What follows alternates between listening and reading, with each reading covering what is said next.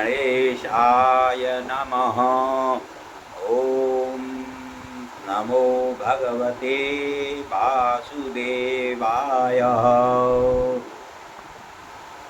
विघ्नेश्वराय वरदाय सुरप्रियाय लंबोदराय सकलाय जगद्हिताय नागाननाय श्रुतियज्ञविभूषिताय गौरीसुताय गणनाथ नमो नमस्ते।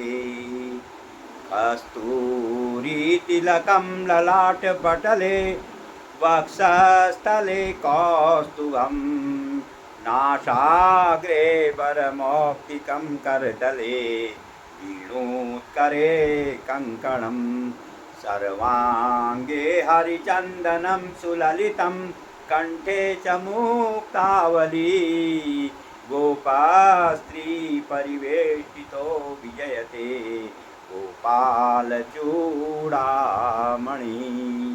ओम श्री गणेशाय नमः। बोलो विष्णु भगवान की जय। मित्रों नमस्कार। मैं आज आपको योगिनी एकादशी के महात्म्य के बारे में बता रहा हूँ। आप लोग यह आषाढ़ मास के कृष्ण पक्ष की एकादशी योगिनी एकादशी है। आज भी एकादशी है, कल भी एकादशी है। आज दसवीं विद्या होने की वजह से कुछ लोग दसवीं विद्या भी करते हैं, गृहस्थ लोग। लेकिन वैष्णवानाम और सन्यासियों की वैष्णवानाम एकादशी कल ही है। कल एकादशी नहीं है बल्कि द्वादशी है।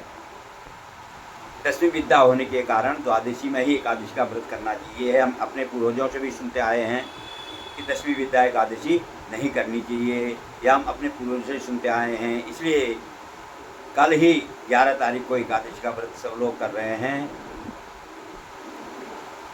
योगिनी एकादशी आषाढ़ मास के कृष्ण पक्ष में आती है। इसके महात्म को युधिष्ठिर ने भगवान कृष्ण से पूछा था। तब भगवान कृष्ण ने इसका जो महात्म्य युधिष्ठिर को बतलाया वह मैं आपको सुना रहा हूँ।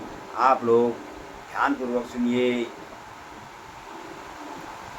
युधिष्ठिर ने पूछा, हे वासुदेव, आषाढ़ मास के कृष्ण पक्ष में जो एकादशी पड़ती है उसका नाम क्या है? कृपया उसका वर्णन कीजिए। तब श्री भगवान कृष्ण कहने लगे, हे युधिष्ठिर, हे नृपश्रेष्ठ, आषाढ़ कृष्ण पक्ष की जो एकादशी होती है उसका नाम योगिनी एकादशी है। यह बड़े बड़े पातकों का नाश करने वाली है और संसार सागर में डूबे हुए प्राणियों के लिए यह सनातन नौका के समान है।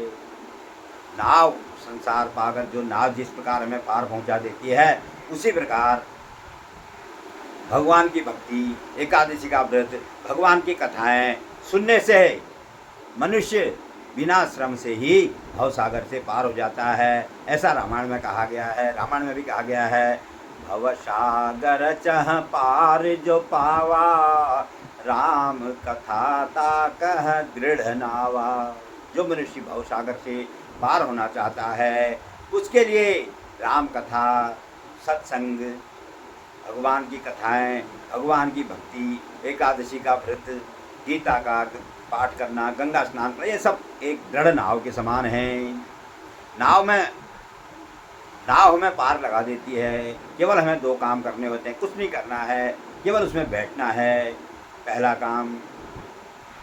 दूसरा काम विश्वास करना है कि नाव हमें डुबाएगी नहीं, पार अवश्य पहुंचा देगी। 2 काम हमें करने हैं, बाकी काम सारा नाव और नाविक जो भी हैं वो कर देते हैं। इसलिए भगवान की कथा में जाना या एकादशी का व्रत करना या भगवान की भक्ति करना, यह नाव में बैठना है और विश्वास कि इस कथा से या इस व्रत से हम अवश्य पार हो जाएंगे, यह विश्वास मन में होना चाहिए। 2 चीज़ हैं, उन 2 चीज़ों से ही आप भवसागर से पार हो सकते हैं। जिस प्रकार नाव में बैठने से और उस पर विश्वास करने से आप गंगा, नदी या भी जो भी है उससे हम पार हो जाते हैं, उसी प्रकार इस एकादशी के व्रत से मनुष्य भवसागर से पार होने के लिए यह एकादशी का व्रत नौका के समान है। तब युधिष्ठिर जी बताते हैं, अलकापुरी के राजा कुबेर धनाध्यक्ष कहते हैं कुबेर को। पूरे जो धन है उसके अध्यक्ष हैं, उसके बराबर, उनके बराबर धनवान तीनों लोगों में और कोई नहीं है। जो हम कहते हैं बड़ा कुबेर जैसा धनवान है, इसलिए कुबेर धनाध्यक्ष थे, लेकिन वो शिव जी के भक्त थे, शिव जी के दास थे। शिव जी फक्कड़ थे जोगी, लेकिन उनके दास धनवान व्यक्ति थे। इसलिए जो मोह माया सब त्याग देता है, जिसके अंदर कोई इच्छा नहीं होती है, जो समदर्शी हो जाता है, उसके बड़े बड़े धनवान उसके दास होते हैं। यह कहने का यहाँ पर मतलब है। तब वह कुबेर के एक उनका एक कर्मचारी था उसके राज्य में। उस कुबेर का एक जो है हेममाली नाम का एक उसका कर्मचारी था, जो उनकी पूजा के लिए रोज फूल लाया करता था। लेकिन वह हेममाली ऐसा था कि वह अपनी पत्नी में बहुत ज़्यादा आसक्त था, अपनी पत्नी में के बिना बिल्कुल नहीं रह सकता था। इसलिए एक बार जब वह कुबेर की पूजा के लिए फूल लेने गया, फूल लेके आया तो अपने घर पहुंच गया और पत्नी के साथ प्रेम क्रीड़ा करने में उसे समय का ज्ञान ही नहीं रहा। उधर कुबेर की पूजा के लिए फूलों का इंतजार कर रहे थे। जब पूजा का समय निकल गया तब कुबेर को बड़ा क्रोध आया। उसने अपने सेवकों से कहा, देखो वह हेममाली कहाँ चला गया। उनकी पत्नी का नाम विशालाक्षी था, हेममाली की पत्नी का नाम विशालाक्षी था। तब सेवकों ने बताया वह तो अपने घर में है, अपने पत्नी के साथ प्रेम क्रीड़ा कर रहा है। तब कुबेर को बहुत क्रोध आ गया और हेममाली को उसने बुलाया और उनको श्राप दे दिया, तूने भगवान की पूजा में के लिए पुष्प लाने में देर की, तूने मेरी पूजा में विघ्न किया, इसलिए मैं तुम्हें श्राप देता हूँ, तू कोढ़ी हो जा, तुझे कोढ़ हो जाए और तू यहाँ से नीचे गिर जा, अलकापुरी से नीचे गिर जा, पृथ्वी में गिर जा और अपनी पत्नी को भी तू का वियोग तेरे को हो जाए, ऐसा उसको श्राप दे दिया। तब कुबेर के श्राप से उसे कोढ़ हो गया और वह धरती पर गिर गया और उसकी पत्नी तो अलकापुरी में ही रही, लेकिन वह धरती पर गिर गया। धरती में घूमता घूमता वह एक बार मेरू पर्वत में पहुंचा। तब वहाँ पर उसे मार्कंडेय ऋषि मिले। तब मार्कंडेय ऋषि ने जब उससे पूछा, तुम्हारे यह शरीर में जो कोढ़ हो गया है इसका क्या कारण है। शिव की भक्ति करने के कारण उसे सब कुछ याद था, इसलिए वह कहने लगा कि मैंने शिव जी की पूजा के लिए फूल ले जाने में देर कर दी, अपनी पत्नी में मैं कामासक्त हो गया था, इसलिए देर हो गई, इसलिए कुबेर के श्राप के कारण ही मुझे यह कोढ़ हो गया है। हे मार्कंडेय मुनि, आप बड़े विद्वान हैं, आप संत हैं, परोपकार करने वाले हैं, इसलिए मेरे इस कोढ़ को दूर करने का कोई उपाय आप कृपा करके बताओ। तब मार्कंडेय मुनि को उसके ऊपर दया आई। तब मार्कंडेय मुनि उससे कहने लगे, हे यक्ष, हे हेममाली, मैं तुझे एक व्रत बताता हूँ जो आषाढ़ मास के कृष्ण पक्ष की एकादशी होती है, उसे योगिनी एकादशी कहते हैं। तुम उस एकादशी का व्रत करो, उसके व्रत के प्रभाव से तुम्हारा यह कोढ़ दूर हो जाएगा और तुम्हारी पत्नी दोबारा प्राप्त हो जाएगी। इस प्रकार कृष्ण भगवान कहने लगे, हे युधिष्ठिर, इस प्रकार मार्कंडेय मुनि के कहने के अनुसार उस हेममाली नामक जो यक्ष था, जो कुबेर का दास था, उसने आषाढ़ मास के कृष्ण पक्ष में पड़ने वाली योगिनी एकादशी का श्रद्धा भक्ति पूर्वक व्रत किया। इसके व्रत को करने की क्या विधि है, दसवीं के दिन भी अशुद्ध चीज़ों को नहीं खाना चाहिए, लहसुन, प्याज, मसूर की दाल, शुद्ध सात्विक खाना खाना चाहिए और दसवीं के रात को भी सात्विक खाना खाना चाहिए। उसके बाद एकादशी को प्रातःकाल स्नान करके भगवान का पूजन करना चाहिए, विष्णु भगवान का पूजन करना चाहिए। अनेक प्रकार के जो भी आपके पास पूजा सामग्री है, गंध, अक्षत, पुष्प, धूप, दीप, नैवेद्य, जो भी पूजा सामग्री है उसे श्रद्धा भक्तिपूर्वक विष्णु भगवान का पूजन करना चाहिए, तुलसी का पूजन करना चाहिए। और उसके बाद दिन भर निराहार रहकर अगर एक टाइम उपवास ना हो सके तो एक टाइम फलाहार करना चाहिए। अगर फलाहार भी नहीं कर सकें तो अन्न का आहार कर सकते हैं, लेकिन चावल का खाना इस एकादशी में बिल्कुल वर्जित है। और अगले दिन द्वादशी के दिन ब्राह्मणों को भोजन करा के और उसके बाद उनको दान दक्षिणा देके तब स्वयं भोजन करना चाहिए। यह एकादशी का पारण होता है, पारण कहा जाता है। इसमें कहते हैं श्री कृष्ण भगवान एक युधिष्ठिर 88,000 ब्राह्मणों को भोजन कराने से जो फल मिलता है वही फल इस योगिनी एकादशी का व्रत करने से मिलता है। इस प्रकार मार्कंडेय मुनि के कहे के अनुसार उस हेम माली नामक यक्ष ने योगिनी एकादशी का विधि विधान पूर्वक व्रत किया और उस व्रत के प्रभाव से उसकी सारा रोग दूर हुआ, उसका सारा कोढ़ दूर हुआ, सुंदर काया उसे प्राप्त हुई, उसे उसकी पत्नी प्राप्त हुई और फिर वह दोबारा अलकापुरी में सुखपूर्वक विचरने लगा। तब कृष्ण भगवान कहते हैं, हे युधिष्ठिर, जो इस प्रकार श्रद्धा भक्ति पूर्वक इस योगिनी एकादशी का व्रत करता है वह सभी पापों से छूटकर भव सागर से पार हो जाता है और परम पद को प्राप्त होता है। और जो इस कथा को, इस महात्म को जो सुनता है वह भी सभी प्रकार के पापों से मुक्त होकर सभी प्रकार के रोगों से मुक्त, विशेषकर रोग से मुक्ति के लिए योगिनी एकादशी का व्रत है। मैंने आपको बताया था पद्मिनी एकादशी के बारे में, वह पुत्र देने वाली थी, उसने पुत्र की प्राप्ति कराई थी। और उसके बाद परमा एकादशी का महत्व बताया था, वह धन देने वाला दरिद्र ब्राह्मण, गरीब ब्राह्मण था, उसे उस परमा एकादशी के व्रत को करने से धन की प्राप्ति हुई थी। और इस योगिनी एकादशी का व्रत करने से रोगों का नाश होता है और सभी पापों का नाश होता है। और जो इस महत्व को सुनता भी है वह भी सभी पापों से छूट जाता है। कहते हैं सबके हृदय में भगवान रहते हैं। भगवान कहते हैं मैं वांशो जुग लोके, मैं सबके हृदय में रहता हूँ, मेरा ही अंश यह जीव है। सबके मनुष्यों के हृदय में भी भगवान रहते हैं, ऋषि मुनियों के हृदय में भी भगवान रहते हैं, देवताओं के हृदय में भी भगवान रहते हैं और यक्ष किन्नर जो हैं जितने भी हैं, राक्षस दानव, सबके हृदय में भगवान का वास है, क्योंकि वह सर्व के हृदय में रहने वाले हैं। भगवान राम, सिया राम मैं सब जग जानी, सबके हृदय में रहने वाले अंतर्यामी, हमारे अंदर रहने वाले और हमारे अंदर की बात को जानने वाले, सबके उर अंतर रहूं जानहूं भाव कुभाव। भगवान कहते हैं मैं सबके हृदय के अंदर रहता हूँ और उनके हृदय के भाव और बुरे भाव को जानता हूँ। अपना भाव सही होना चाहिए सबके लिए, सबके हित का भाव होना चाहिए। इसी से भगवान प्रसन्न होते हैं क्योंकि वो हमारे हृदय में रहते हैं। लेकिन भगवान के हृदय में कौन रहता? कोई भगवान के हृदय में भी तो रहता होगा।